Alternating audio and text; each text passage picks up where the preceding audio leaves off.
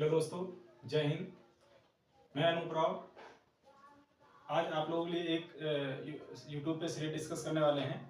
उसमें हम आपके सामने फिजिक्स का जो हमारा सिलेबस है उस सिलेबस से कितने चैप्टर हैं, उस चैप्टर में हर एक चैप्टर वाइज कितने नंबर का कौन सा चैप्टर पूछा जाता है और हर चैप्टर में कितना किस नंबर का कितना वेटेज है, उसमें से कितने क्वेश्चन आते हैं और कौन सा क्वेश्चन कितने नंबर का किस चैप्टर से बनता है, ये आपके सामने डिस्कस करने वाले हैं। ये आपका मेरा यूट्यूब चैनल है। आपका या मेरा दोनों लोगों का यूट्यूब चैनल ही रहेगा और सभी बच्चों को इसको सब्सक्राइब करना है। स्टडी विद मास्टर ये नया यूट्यूब चैनल है, जिस पे आपको आपके जो बोर्ड के एग्जाम में जो अप्रॉक्सीमेट 100 डेज बचे हुए हैं उसमें हर एक चैप्टर से जो क्वेश्चन पूछे जाते हैं या जो पूछे जाने वाले हैं चैप्टर वाइज इस पे कंटेंट पड़ेगा और इस सीरीज में हम डिस्कस करेंगे कि जो इम्पोर्टेंट क्वेश्चन है और उस इम्पोर्टेंट क्वेश्चन के जो कॉन्सेप्ट है एज इट इज जो बोर्ड में आने वाले हैं या आ चुके हैं प्रीवियस से पेपर भी डिस्कस किए जाएंगे और हर एक क्वेश्चन को कैसे अटेम्प्ट करना है, उसमें से कितना लिखना है, इस सीरीज में हम डिस्कस करेंगे। ठीक है, आज हम फिजिक्स का सिलेबस डिस्कस करेंगे और उस फिजिक्स के सिलेबस में आपको हर एक चैप्टर में कौन सा क्वेश्चन कितने नंबर का बनेगा वो डिस्कस करने वाले हैं। चलिए आइए देखते हैं कौन सा चैप्टर कितने नंबर का बोर्ड में पूछा जाता है। तो ये फर्स्ट चैप्टर है हमारा, जिसको आप लोग वैद्युत चार्ज कहते हो, वैद्युत आवेश है तथा क्षेत्र। तो इसको इलेक्ट्रिक चार्ज एंड फील्ड के नाम से भी इंग्लिश में मैं लिख दे रहा हूँ, electric charge and field, electric charge and field. तो इलेक्ट्रिक चार्ज और फील्ड कितने नंबर का आता है और इसकी इंपॉर्टेंस क्या है, ये हम आपको थोड़ा सा एक्सप्लेन करेंगे, फिर हम चैप्टर वाइज देखेंगे। ये एग्जाम में तो ज्यादा नंबर का नहीं आता है क्योंकि ये फर्स्ट चैप्टर है, इंट्रोडक्शन चैप्टर आपका रहेगा फिजिक्स का और इसका रिलेशन थोड़ा सा हाई स्कूल से रहेगा आपका। अगर वो जो बच्चा हाई स्कूल में एक चैप्टर है विद्युत धारा, उसको थोड़ा सा पढ़ा है आवेश के बारे में, विद्युत धारा के बारे में, तो इस चैप्टर में उसको कंफर्ट फील होता है और ये चैप्टर है बेहद आसान है और ये फर्स्ट चैप्टर है इसलिए ज्यादा नंबर का नहीं पूछा जाता है। लेकिन इस चैप्टर की ही मदद से जो आने वाले जितने भी चैप्टर हैं जो इलेक्ट्रिक से रिलेटेड हैं वो सारे चैप्टर आप समझ पाओगे। अगर आपका इस चैप्टर का बेस बन गया कि चार्ज क्या होता है, चार्ज इलेक्ट्रिक फील्ड क्या होता है, इसी से ही आने वाले जो जितने भी चैप्टर होंगे वो एक दूसरे से जुड़े हुए हैं। तो अगर इस चैप्टर को आपको बेहतर ढंग से इसके सारे कॉन्सेप्ट आपको समझना है तो हम इस सीरीज में डिस्कस करेंगे और हम देख लेते हैं इसका वेटेज कितना रहेगा। तो इसका ज्यादा नंबर का नहीं रहेगा, ये इसका 2 से 5 के बीच में ये नंबर पूछा जाता है। कभी कभी 5 नंबर का आ जाता है, कभी कभी 3 नंबर का या फिर 2 नंबर का इस चैप्टर से क्वेश्चन रहेगा। तो इसमें से अप्रोक्सीमेट लगभग 2 क्वेश्चंस रहते हैं। एक तो ऑब्जेक्टिव क्वेश्चन आपको मिलेगा, शायद इससे ज्यादातर पूछा जाता है और वो 1 नंबर का होगा और 2 नंबर का या फिर 3 नंबर का एक क्वेश्चन और होगा। तो 2 क्वेश्चन आपसे इससे पूछे जाएंगे इस चैप्टर से।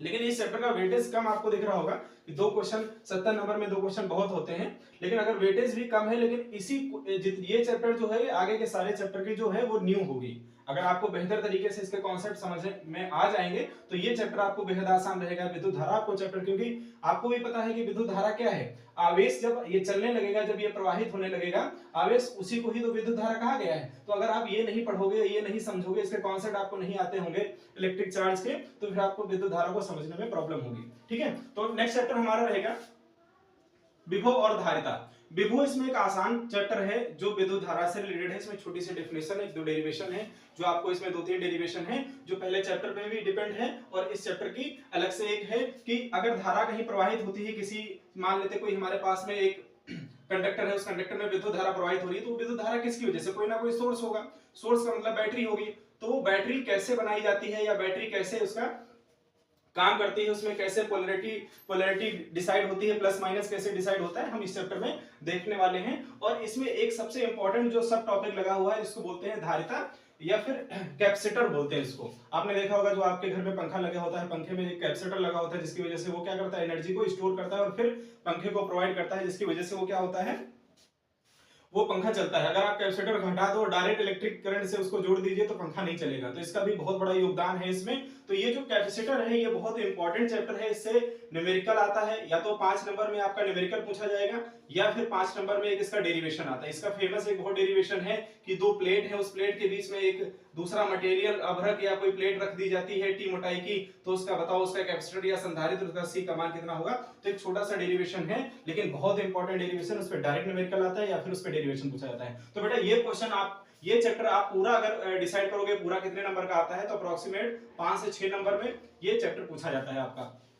नेक्स्ट चैप्टर है हमारा विद्युत धारा। विद्युत धारा बेटा यहाँ पर आपने देखा, जब आप यहाँ पढ़ोगे पहले चैप्टर में, आवेश क्या होता है।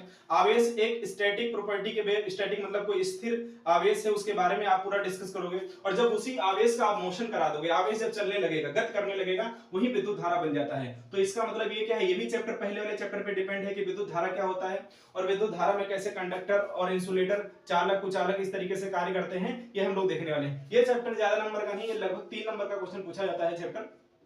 मैं अप्रोक्सीमेट लगभग में ये सारे बता रहा हूं कि प्रीवियस पेपर जब आप डिस्कस किए जाएंगे तो आपको पता होगा कि चैप्टर का कितना वेटेज है। इसमें जितने चैप्टर लगे हैं 15 के 15 चैप्टर है, वो सारे चैप्टर इंपॉर्टेंट हैं, इसलिए आपको पढ़ने सारे पड़ेंगे। अगर कोई भी बच्चा ये सोच सकता है कि मैं ये चैप्टर छोड़ के चला जाऊं, मेरे पूरे नंबर आ जाएंगे, तो आपके पूरे नंबर नहीं आएंगे। इस वजह से आपको सारे चैप्टर पढ़ने हैं। हाँ, ये किसको ज्यादा इंपॉर्टेंट देना है, इंपॉर्टेंस देना है, किसको कम देना है, ये हम आपको बताएंगे। ठीक है, नेक्स्ट हमारा चैप्टर है जिसको गतिमान आवेश कहते हैं। बेटा यहाँ पर आप क्या सीखोगे, आप सीखोगे कि आवेश क्या होता है, यहाँ पे आप सीखोगे आवेश क्या होता है, फिर आप सीखोगे विद्युत धारा क्या होता है। आवेश चलता है उसे विद्युत धारा कहते हैं। यहाँ आप सीखोगे कि अगर आवेश चल जाता है, जैसे कोई हमारे पास क्यू आवेश है और ये किसी करंट अगर तार में बह रहा है, तो बह रहा है, बहने की वजह से क्या होता है, इसकी वजह से क्या हो सकता है, इसकी वजह से आसपास क्या चुंबकीय क्षेत्र जनरेट होगा, या आपने देखा होगा कि इलेक्ट्रिक फील्ड या फिर विद्युत क्षेत्र जनरेट होगा। तो वो विद्युत क्षेत्र, चुंबकीय क्षेत्र कितना होगा, ये सारी चीजें आप देखने वाले हो। तो गतिमान आवेश, आवेश की चलने वजह से कौन सा बल बनेगा, वो सारी चीजें आप देखने वाले हो। और इसका चुंबकत्व, इसकी प्रॉपर्टीज क्या होती है, चुंबक ये कैसे बन जाता है। बोला भी जाता है कि अगर कोई विद्युत धारा किसी तार में प्रवाहित होती है तो वो चुंबक की तरीके से कार्य करने लगता है। तो बेटा आप इसमें सीखने वाले हो कि वो कैसे चुंबक जो है वो बन कैसे जाता है। कि कोई वायर पड़ा हुआ है घर में और आपके आंगन में पड़ा है, कहीं आपके घर पे पड़ा है, आप वायर को टच करते हो, आपको करंट नहीं लगता है, जबकि उसके अंदर इलेक्ट्रॉन तब भी फ्री होते हैं। तो जब आप उसमें किसी रिसोर्स से उसको कनेक्ट करते हो, उसके अंदर विद्युत धारा, और विद्युत धारा जब किसी चालक के अंदर या कोई कंडक्टर के अंदर प्रवाहित होती है, उसके अंदर विद्युत धारा बहने लगती है, तो वो क्या हो जाता है, वो एक चुंबक की तरीके से कार्य करने लगता है। ठीक है, तो बेटा ये भी बहुत इंपॉर्टेंट, और इसमें इतने अच्छे अच्छे कॉन्सेप्ट है ना, मतलब ये तुम समझ लो कि फर्स्ट ईयर आपने साइंस फर्स्ट ईयर वगैरह में पढ़ी होगी, तो इतनी आपको इंटरेस्टिंग नहीं लगेगी साइंस, जितनी इंटरेस्टिंग आपको इंटर की साइंस लगने वाली है। ये टफ तो थोड़ा सा है, लेकिन अगर आपने 1-2 चैप्टर समझ लिए तो आपको ये फिर अपने आप समझ में आता चलेगा कि एक दूसरे से ये लिंक है। ठीक है, फिर हम देखेंगे चुंबकत्व क्या होता है और इसके पदार्थ। द्रव्य क्या मतलब यहाँ पर पदार्थ है कि ऐसे पदार्थ जो चुंबकीय गुण प्रॉपर्टीज, ये बहुत सारा सिलेबस से हटा दिया गया है बेटा। इसमें अगर होंगे तो 2-3 टॉपिक ही बचे हुए हैं, बाकी सिलेबस हटा दिए गए हैं। ये चैप्टर भी आपके 3 से 4 नंबर का पूछा जाएगा। और इसमें बहुत सारा सिलेबस जो आपका 30% आपने सुना होगा कि 30% जो है हमारा सिलेबस रिड्यूस कर दिया गया है गवर्नमेंट ऑफ यूपी गवर्नमेंट के थ्रू। जो हमारी सरकार है उन्होंने 30% इसको बोला कि बच्चों के ऊपर भार ज्यादा है और इतने कम समय में इतना ज्यादा सिलेबस कवर नहीं हो पा रहा है, इस वजह से बहुत सारा जो सिलेबस है वो रिड्यूस कर दिया। अप्रोक्सीमेट 30% सिलेबस रिड्यूस किया गया है। तो बेटा फिजिक्स में ऐसा नहीं किया गया है कि एक चैप्टर पूरा हटा दिया गया, जबकि केमिस्ट्री में ऐसा हुआ है कि 1 चैप्टर 2 चैप्टर 3 चैप्टर पूरे पूरे हटा दिए, बोले ये चैप्टर ही नहीं है सिलेबस में। उसका रीजन ये है, हटाने के बाद में वो कह रहे हैं, उसका रीजन भी ये दे रहे हैं कि ये सिलेबस आपको जब आप हायर एजुकेशन, अगर आप साइंस बैकग्राउंड से करते हो, जैसे आपने फिजिक्स किया या फिर बीटेक किया या फिर आपने पॉलिटेक्निक किया, डिप्लोमा किया, तो आपको वहां हायर एजुकेशन में वो सारे फिर से चैप्टर मिलेंगे। इस वजह से वो बोला कि 12th लेवल में बच्चों को उतना ही बर्डन दो जितना वो सहन कर सके। बहुत ज्यादा बर्डन हो जाने की वजह से बच्चे को ज्यादा कोचिंग करना, ये करना, क्लासेस करना बहुत ज्यादा दिक्कत होती थी, जितना बड़ा सिलेबस होता था। इसीलिए 12th को 2 पार्ट में डिवाइड किया गया। 2017 के पहले जो 12th था वो फर्स्ट ईयर और इंटर एक ही हुआ करता था, लेकिन उस सिलेबस को कम करने की वजह से कक्षा 11 अलग कर दिया गया, कक्षा 12 अलग कर दिया गया। ठीक है, तो उसका हम लोग एडवांटेज भी उठाएंगे। अगर 30% सिलेबस रिड्यूस हुआ है तो हमें पढ़ना भी कम पड़ रहा है, तो हमारे क्वेश्चन भी उसी हिसाब से आएंगे। ठीक है, तो अब हम लोग देखेंगे चुंबकत्व। तो ये किसी पदार्थ के बारे में होगा कि किसी पदार्थ का जो चुंबकीय गुण है वो किस तरीके से बिहेव करता है, चुंबक क्या होता है, चुंबक की प्रॉपर्टीज क्या होती है, चुंबक के ऊपर जो आकर्षण बल होता है, दो चुंबक आपस में चिपक जाते हैं। आपने कभी देखा होगा कि 2 चुंबक को आपस में लाने पर पास पास वो क्या होते हैं, चिपक जाते हैं। लेकिन जब आप 2 चुंबक कभी कभी पास में लेके आओ, नहीं चिपकते। आपने देखा होगा कि उनमें क्या होती है, पोलैरिटी होती है। पोलैरिटी की वजह से उसमें नॉर्थ पोल और साउथ पोल होता है, जिसकी वजह से आपस में अगर नॉर्थ पोल को नॉर्थ पोल की तरफ आप लेके आते हो तो नहीं आपस में उनके अट्रैक्शन होता है, और अगर नॉर्थ को साउथ के लेके जाते हो तो उनके ऊपर आकर्षण होने लगता है। तो ये सारी चीजें हम लोग जो चैप्टर इसमें सीरीज डिस्कस करेंगे बेटा। एक एक टॉपिक आपका कॉन्सेप्ट क्लियर किया जाएगा। और यकीन मानो, अगर आप 100 डेज जो ये सीरीज हम चलाने जा रहे हैं, 100 दिन अप्रोक्सीमेट आपके एग्जाम के लगभग फरवरी में आपका एग्जाम होने वाला है। डेट आपके आज के 2 महीने पहले आ चुकी थी। और ये 100 दिन की क्लास में आपको एक एक कॉन्सेप्ट क्लियर कराया जाएगा। अगर आप वो कॉन्सेप्ट ही कर लेते हो, एज इट इज पेपर आपको छपा हुआ मिलेगा बेटा।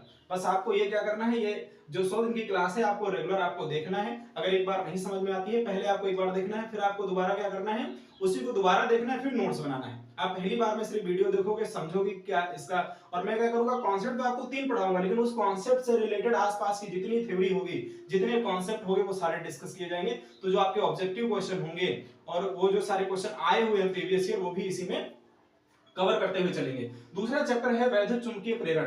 बेटा बोला कि हमने ये पढ़ लिया कि किसी आवेश के चलने की वजह से करंट बनता है, करंट की वजह से आसपास की बहुत सारी गतिविधियां होती हैं, तो उसमें क्या बन जाएगा, उसमें एक चुंबकीय बल भी बनने लगेगा। अब यहां से यही चुंबकीय बल क्या करेगा कि बोला कि आपने देखा होगा ट्रांसफार्मर, आपने कभी देखा होगा इस तरीके से ट्रांसफार्मर होता है, ट्रांसफार्मर, ये चैप्टर पूरा उसी सिद्धांत पर काम कार्य करता है जो आपने ट्रांसफार्मर पढ़ा होगा।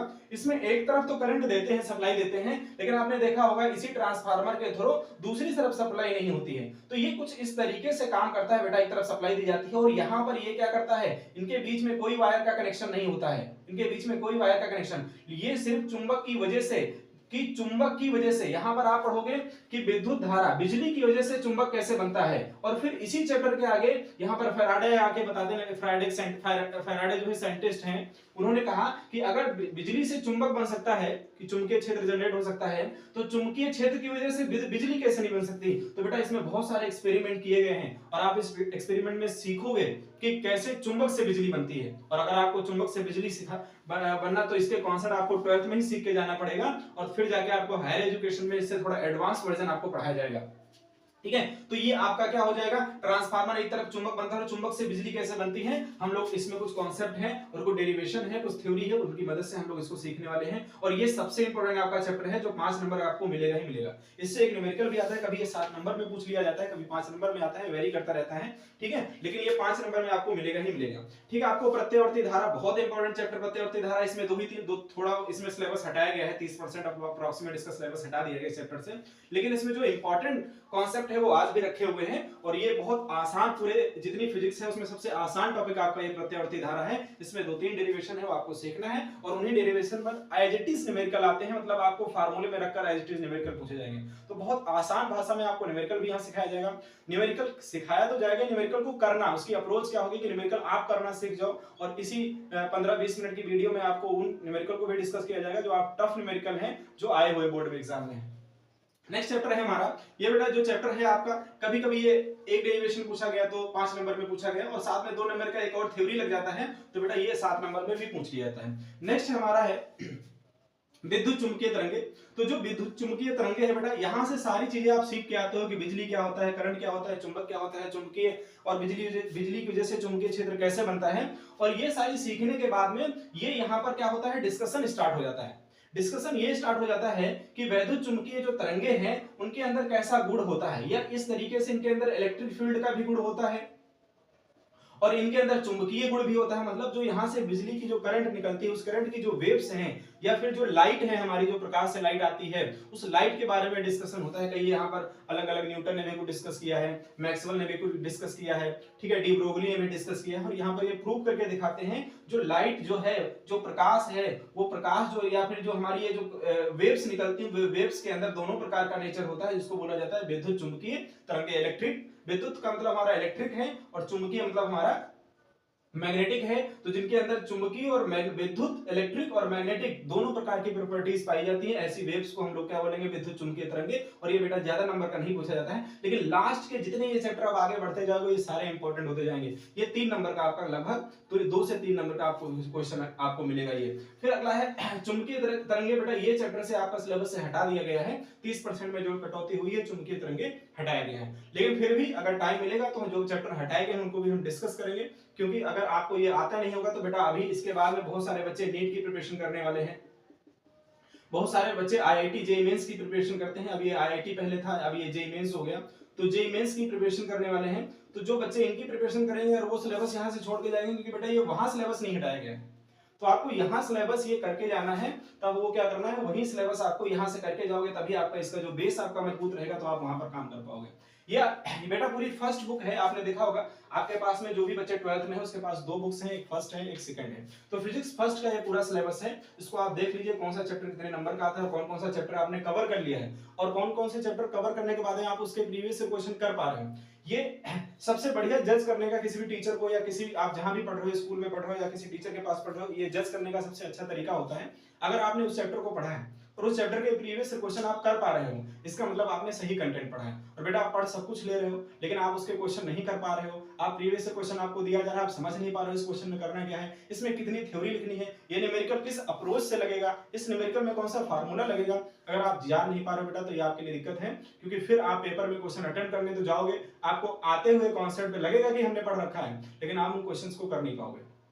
इसलिए आपसे ये आग्रह है कि आप इन चैप्टर को देखें और देखने के बाद में आप अपने प्रीवियस ईयर क्वेश्चन को स्टार्ट करें करना, और अगर आप प्रीवियस ईयर क्वेश्चन स्टार्ट करते हो और आप कर पा रहे हो तभी आप, इसका मतलब आपके चैप्टर तैयार है। नेक्स्ट हमारे पास किरण प्रकाश की, इसको रे ऑप्टिक्स भी बोला जाता है, ठीक है। दोनों लैंग्वेज में आपको पढ़ाया जाएगा, लेकिन प्रॉब्लम ये है बेटा हम हाथ से लिख रहे हैं, यहाँ पे हमारे पास स्मार्ट बोर्ड अभी नहीं है, तो ये इसी पर जल्दी ही हम इसका स्मार्ट बोर्ड लेके आएंगे आपके सामने, आप लोगों का आशीर्वाद रहेगा। तो ये जो रे ऑप्टिक्स है या प्रकाश की है, ये भी बेटा जैसे यहाँ पर जो पहला चैप्टर था वैद्युत आवेश था, ये पूरी चैप्टर की जितनी इधर यूनिट है ये सारी न्यू है इसकी। अगर आप पहला चैप्टर पढ़ लेते हो तो जितने आने वाले चैप्टर है आपको बढ़िया समझ में आएंगे। ऐसे ही आपके पास एक यूनिट है, उस यूनिट का नाम है ऑप्टिक्स। बेटा ये 15 नंबर की यूनिट अकेले पूछी जाती है, एक यूनिट का नाम है ऑप्टिक्स, और ये टफ माना जाता है। अगर आप किसी टीचर से पूछोगे कि पूरे फिजिक्स में सबसे टफ कौन से कॉन्सेप्ट है, तो बेटा इस प्रकाश की जो है आपकी ऑप्टिक्स, पहले तो इसको थोड़ा सा आसान लगेगा आपको, क्योंकि इसमें कुछ हाई स्कूल का भी पोर्शन है कि लेंस क्या होता है, गोलीय दर्पण क्या होता है, प्रकाश क्या होता है, प्रकाश के नियम क्या होते हैं, परावर्तन के नियम क्या होते हैं, अपवर्तन के नियम क्या होते हैं। लेकिन जैसे जैसे इसके अंदर आप जाते जाओगे ये आपको कॉम्प्लिकेटेड चैप्टर लगेगा, और है कॉम्प्लिकेटेड क्योंकि इतने डेरिवेशंस हैं इसमें कि आप अगर पढ़ने बैठोगे तो आप याद करने बैठोगे, सारी डेरिवेशन आप याद भी नहीं कर पाओगे। अगर आपके समझे हुए नहीं होगे तो आप रट्टा नहीं मार सकते इस चैप्टर में या इस टॉपिक में।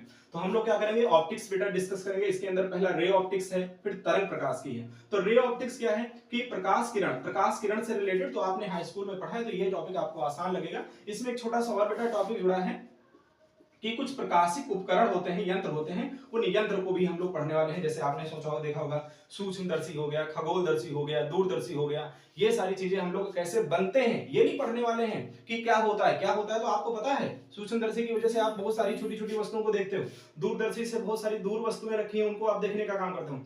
ये कैसे बनना, ये कैसे मेथड आया, कैसे बनी, और बनने में किस किस चीज की मदद होती, किस किस चीज का यूज किया जाता है। तो ये सारी चीजें आप पढ़ने वाले हो कि आप खगोलदर्शी को बनाना भी सीखने वाले हो, साथ साथ में हम आपको इस तरीके से प्रैक्टिकल नॉलेज देते हुए आपको चलेंगे। तो प्रकाश, किरण प्रकाश की हो गया, और उसके उपकरण, उससे रिलेटेड यंत्र भी हम लोग पढ़ने वाले हैं। अगला है बेटा तरंग प्रकाश की, ये बहुत इंपॉर्टेंट चैप्टर है। तरंग प्रकाश की आप पीछे चैप्टर में नहीं पढ़े हो तो आपको थोड़ा सा टफ लगेगा, लेकिन मैं यकीन दिलाता हूं अगर मैं टॉपिक ये पढ़ाऊंगा, मेरा फेवरेट टॉपिक है, ये आपको बहुत आसान और सरल भाषा में पढ़ाया जाएगा, जिसकी वजह से आपकी समझ भी विकसित हो और आप आगे एग्जाम में इसको कर भी पाइए। तो तरंग प्रकाश की क्या है, रे ऑप्टिक्स में ही एक टॉपिक है तरंग प्रकाश की। इसमें बेटा छोटा सा मैं डिस्कशन, और ये जितने चैप्टर में बता दिया, ये पूरी यूनिट 15 नंबर की आती है, तो आप डिसाइड कर लीजिए कोई 2 नंबर का, कोई 3 नंबर का, कोई 4 नंबर का, ऐसे पूछा जाएगा।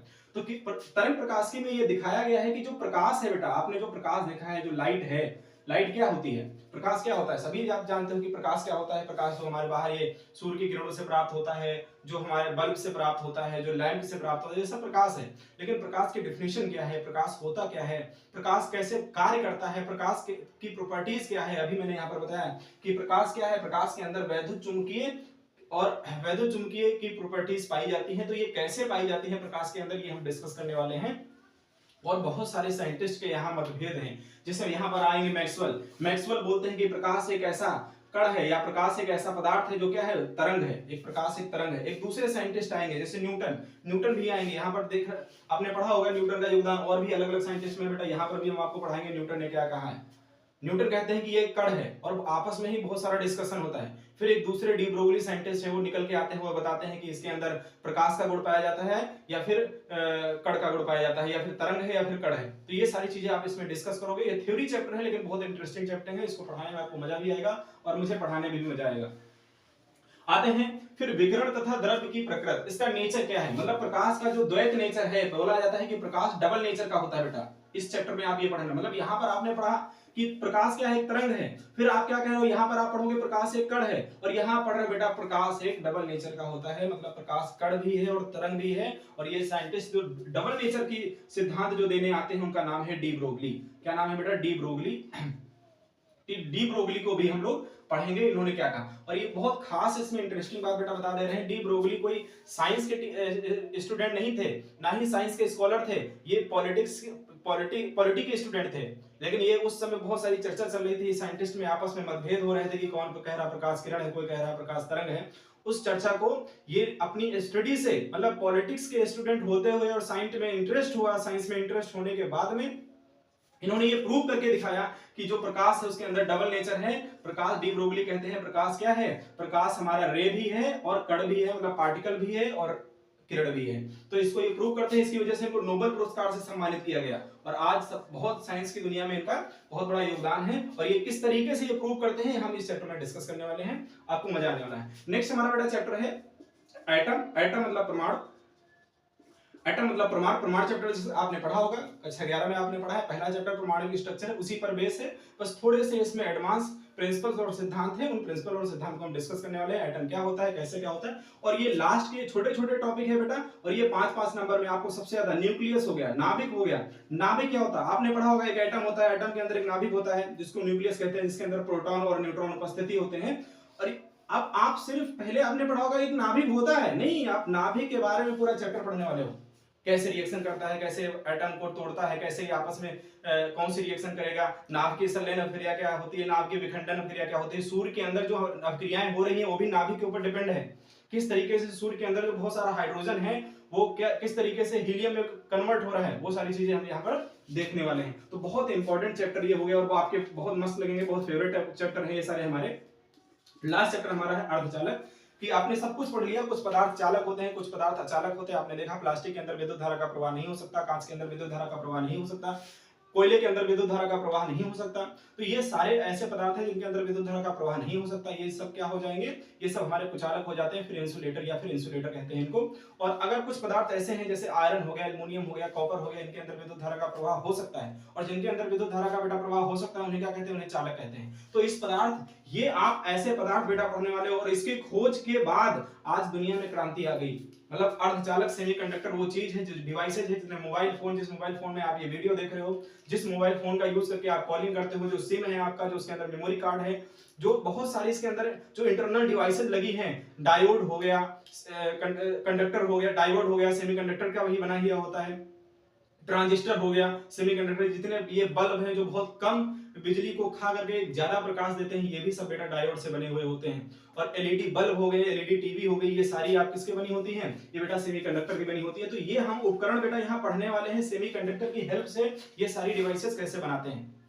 तो आपने देखा ये हमारा सिलेबस रहा, क्लास 12 का फिजिक्स का हमने सिलेबस डिस्कस किया, ठीक है। कुछ इसमें हमने आपको चैप्टर बताए हैं कितने नंबर के पूछे जाते हैं, कुछ हमने नहीं बताए हैं। तो आप समझ लीजिए टोटल 70 नंबर का होता है, कोई 5 नंबर का, कोई 3 नंबर का, लेकिन बेटा आना हर एक चैप्टर से।